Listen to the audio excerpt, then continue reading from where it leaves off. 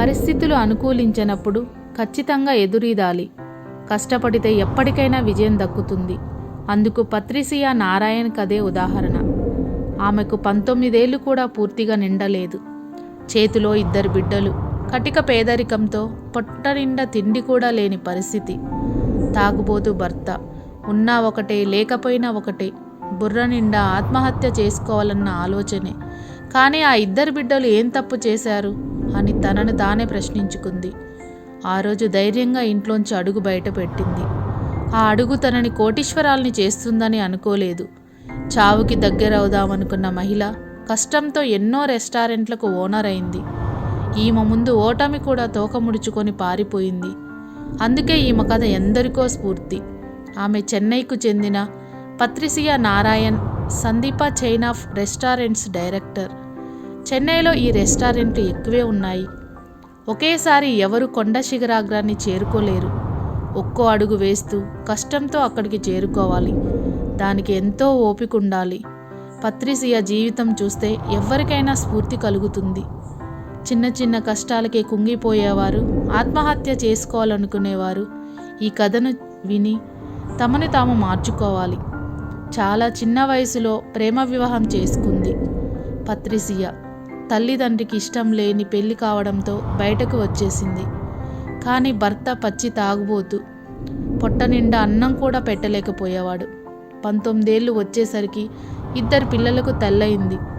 పిల్లలకి తిండి కూడా దొరకని పరిస్థితి. భర్త పనిచేసి సంపాదించిన చిల్లరంతా తాగుడికే పోసేవాడు. ఎంతగా పోరాడినా చిల్లిగవ్వ ఇచ్చేవాడు కాదు. ఆకలి భరించలేక ఆత్మహత్య చేసుకోవాలనుకుంది. కానీ పిల్లల ముఖం చూసి ఆగిపోయింది. తల్లిదండ్రుల వద్దకు వెళ్తే తండ్రి చీకొట్టాడు. తల్లి మాత్రం కొన్ని 100 రూపాయల కాగితాలు తెచ్చి చేతిలో పెట్టి వెళ్ళిపోయింది. వాటితో ఏదైనా వ్యాపారం చేసుకో బతుకుమంది. పత్రిసియా జీవితంలో పోరాడాలని నిర్ణయించుకుంది. మెరీనా బీచ్లో బండి పెట్టి పునుగులు, సమోసాలు అమ్మడం మొదలుపెట్టింది. టీ, కాఫీ, కట్లెట్లు ఇలా ఉత్పత్తులు పెంచుకుంటూ వెళ్ళింది. లాభాలు రాసాగాయి. పిల్లలకు పొట్ట నిండా అన్నం పెట్టగలుగుతుంది. వాళ్ళని చదివించగలుగుతుంది. ఈలోపే ఆమెకు లక్ష్మీదేవి తలుపు తట్టింది. మెరీనా బీచ్లో 2 పిల్లలతో ఆమె పడిన కష్టాన్ని చూసి ఓ వ్యక్తి క్యాంటీన్ నడిపే అవకాశాన్నిచ్చాడు. క్యాంటీన్ విజయవంతంగా నడిపింది పత్రిసియా. అలాగే డబ్బులు కూడా బాగా పొదుపు చేసింది.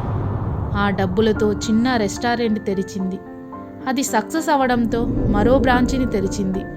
ఇలా వీలైనన్ని దగ్గరలో బ్రాంచీలను ఓపెన్ చేసింది. ఇప్పుడు ఆమె రెస్టారెంట్లో 200 మందికి పనిచేస్తున్నారు. పత్రిసియాకు మళ్ళీ గట్టి దెబ్బ తగిలింది. 2004లో కూతురు, అల్లుడు పెళ్ళైన కొద్ది నెలలకే కారు ప్రమాదంలో మరణించారు. దీంతో కుంగిపోయింది పత్రిసియా.